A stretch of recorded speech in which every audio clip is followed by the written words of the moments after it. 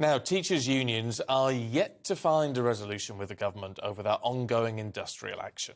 Officials at the Department for Education spent 6 hours negotiating with union leaders yesterday, but failed to find a compromise over resources, salary increases and working conditions. So that means teachers will go ahead with a walkout in England and Wales on February the 1st, with other dates to be announced soon, apparently. Well, joining us now is our political reporter, Olivia Utley. So, Olivia, 6 hours of talks yesterday. Does that indicate some, brave effort, really, on the part of the government to get these talks coming to something so that we don't see these strike actions in February? Because there is concern that the teacher strikes are going to be the most disruptive of them all. Because we're not just talking about schools, are we? We're talking about pupils and we're talking about their parents. Absolutely, and the government is desperate to avoid these strikes, as you say, perhaps more than any others. They're very, very worried about the impact on children's learning because of COVID. There are plenty of children, particularly those from more deprived families, who still haven't caught up with the amount of learning that they missed due to COVID. And it's the government's nightmare that we go back to some sort of remote learning. What the government seems to have been talking about in these 6 hours talks is basically asking teachers and teaching unions to find savings and saying that if you can do that, you can pay yourselves more, but we can't give any more to your budget pot, essentially.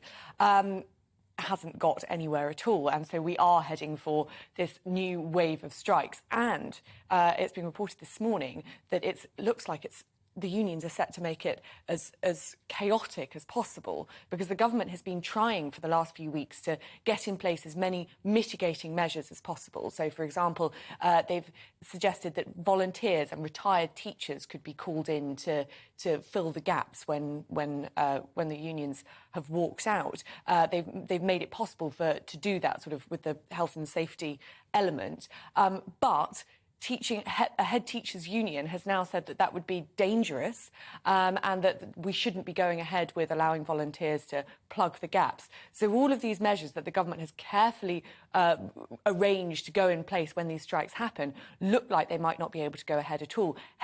This head teachers union has also suggested, can't quite get to the bottom of why, that remote learning would be a bad idea for these children as well. So the suggestion is that they would just have no education at all for these days that the strikes are happening, which of course would be a nightmare both for the government, the children and their parents. But you have to also bear in mind, within all of this, that a lot of schools within their own budgets are at absolute breaking point.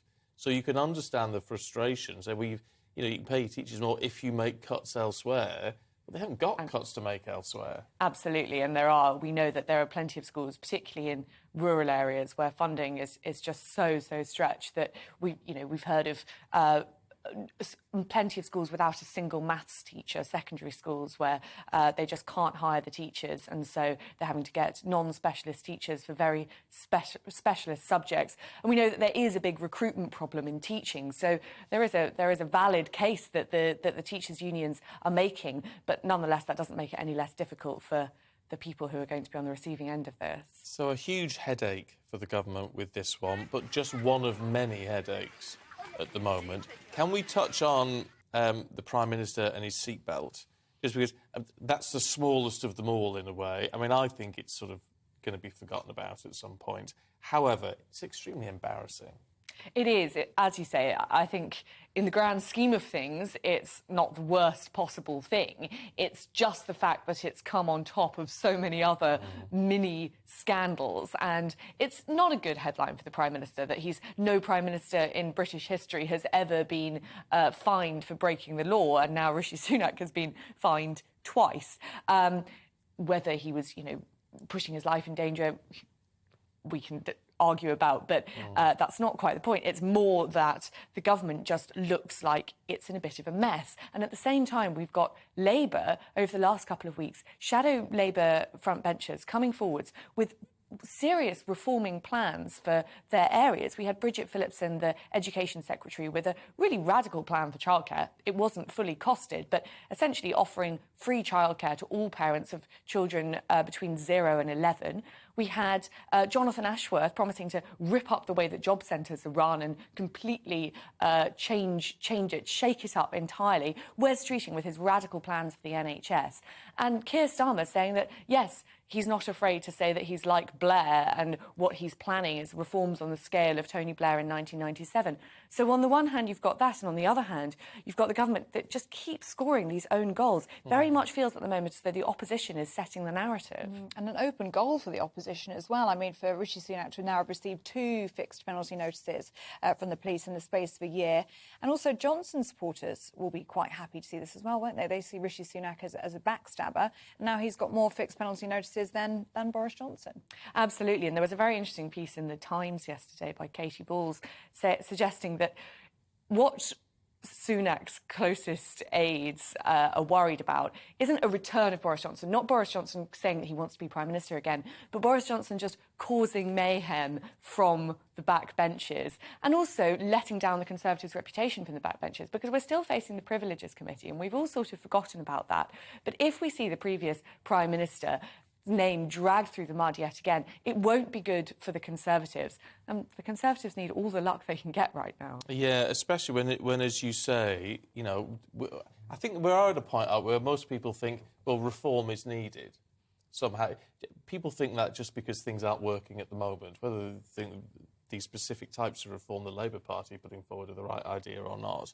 The only sort of major sort of proper revolution we've heard about is from Sajid Javid saying, well, what about charging for visits to the GPs and to A&E? Well, of course, he's just a backbencher now, isn't he? So he can sort of say what he likes, and he's out at the next election anyway. But do you think he's adding to the conversation or just making problems? Well, as far as Rishi Sunak's concerned, what his plan seems to have been ever since he took over office, and of course, let's not forget, he came into office in unbelievably difficult circumstances. But what he's planned to do is essentially just not make any news. And he's done quite a good job of that. He's managed to freeze the Conservatives' poll ratings, but he's frozen them rather low, and Labour just keeps climbing. So it doesn't look like it's going to be a happy few months for the government. No, indeed. Look, Olivia, for now...